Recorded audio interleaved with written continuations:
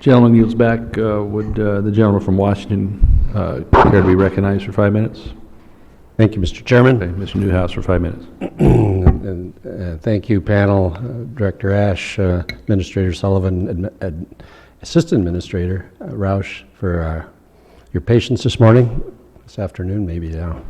I have a couple of questions about some of the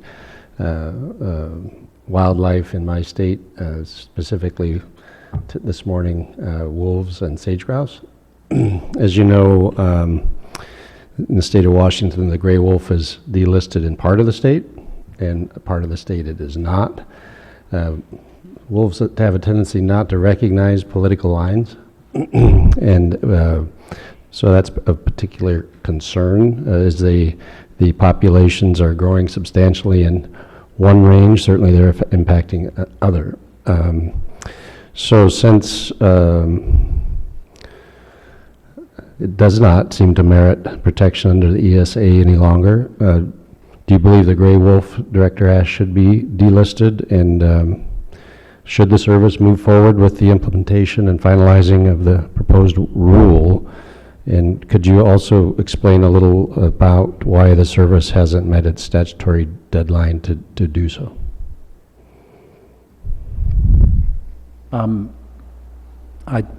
I do believe that wolves are recovered in the Rocky Mountain West, and that what seems now like an artificial boundary between the eastern 2/3 of Washington and Oregon and the western third was at one time we believe that wolves, there may be a separate population of wolves, coastal wolves, that were coming down from the west, from the north, from Canada.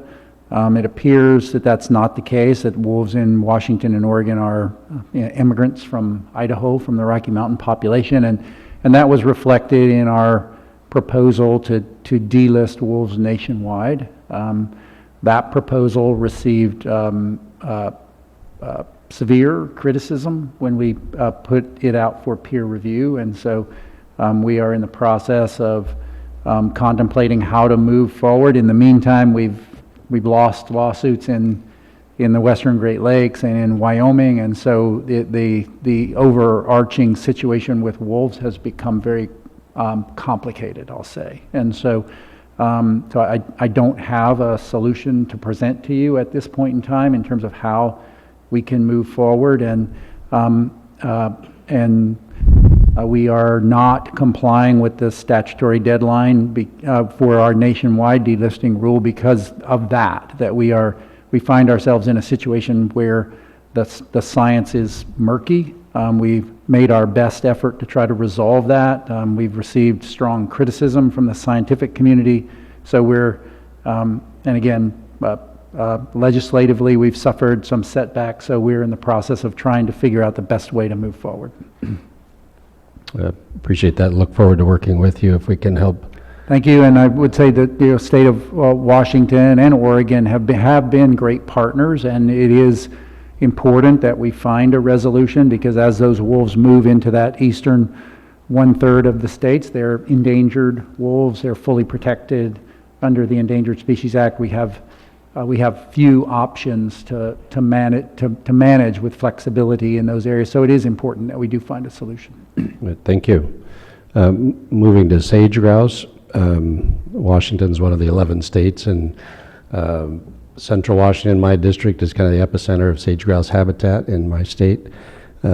Recently, a coalition comprising of some rural western interests challenged some reports that the agency is using and I'm not sure how to pronounce the acronym, but the Conservation Objectives Team, is it COT perhaps?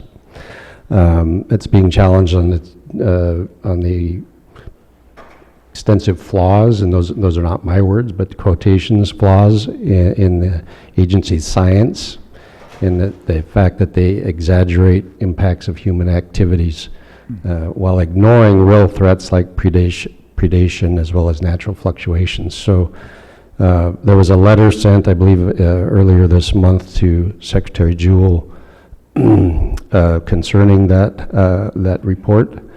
And I guess, given the concern expressed by this group of people, this coalition, do you believe that the reports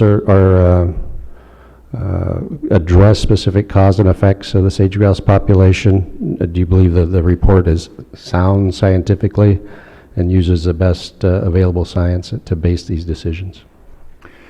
So I would say the Conservation Objectives Team, the COT report, was the first of its kind. We sat down with our state colleagues, and we with the objective of, let's define what the bar should be for making a decision about listing the species. So it's the first time we have ever sat down with our state colleagues and developed that together.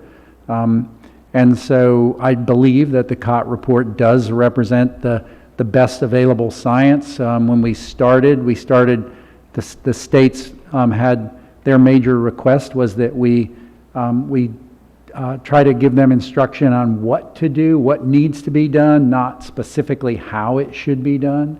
And so I think the COT report does that very well.